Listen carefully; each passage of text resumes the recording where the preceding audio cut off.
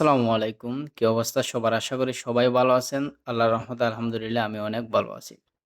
আজকের এই ছোট্ট একটা ভিডিও এটার টপিকটা হচ্ছে মানুষ ট্রেডিং এ সাকসেস হতে কেন এত বেশি সময় লাগে? সো ফার্স্ট অফ অল ১ নম্বর কথাটা হচ্ছে সেটা হচ্ছে যে মানুষ আসলে অনেক কিছু শিখতে চায় ট্রেডিং এর মধ্যে।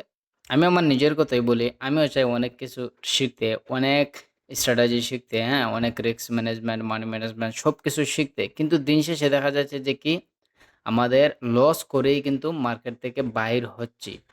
সো ১ নম্বর কথা হচ্ছে যে, আমাদের আশেপাশে যে ইনফ্লুয়েন্সার গুলা, ওই ইনফ্লুয়েন্সার গুলাকে দেখা বাদ দিয়ে দিতে হবে। যদি আপনার কোনো ফেভারিট মানুষ থাকে, তাহলে আপনি একজন মানুষকেই ফলো করবেন ট্রেডিং এর ভিতরে।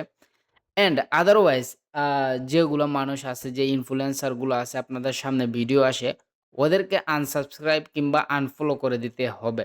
এটাই সত্যি। কারণ দেখেন, আমি নিজে রিয়ালাইজ করছি এই বিষয়টা। আমি আমার নিজের স্ট্র্যাটেজির উপরে মার্কেটে এপ্লাই করতেছি অ্যান্ড জাস্ট আমি আমার মেন্টরকে শুধু দেখতেছি। আমি মোটামুটি ভালোই রেজাল্ট করতেছি। কিন্তু আমি যখন অন্য মানুষকে, অন্য ইনফ্লুয়েন্সারের লাইভে জয়েন করি কিংবা অন্য কাউকে দেখি, তখন কিন্তু আমি আমার প্রাইম যে লেভেলটা ছিল, যে আমি যে ভালো প্রফিট অ্যান্ড ভালো রিস্ক ম্যানেজমেন্ট করতে পারতাম, ওইটা কিন্তু আমি সঠিকভাবে করতে পারি নাই। গত ১৫ দিন ধরে কিন্তু আমি এইটা রিয়ালাইজ করছি। আ সেজন্য আমি আপনাদের জন্য এই ভিডিওটা বানাইতেছি যে আপনি শুধু আপনার মেন্টরকে ফলো করবেন।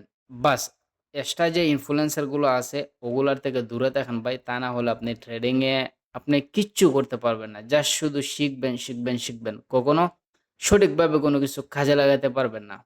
সো ভালো থাকবেন সবাই। আল্লাহ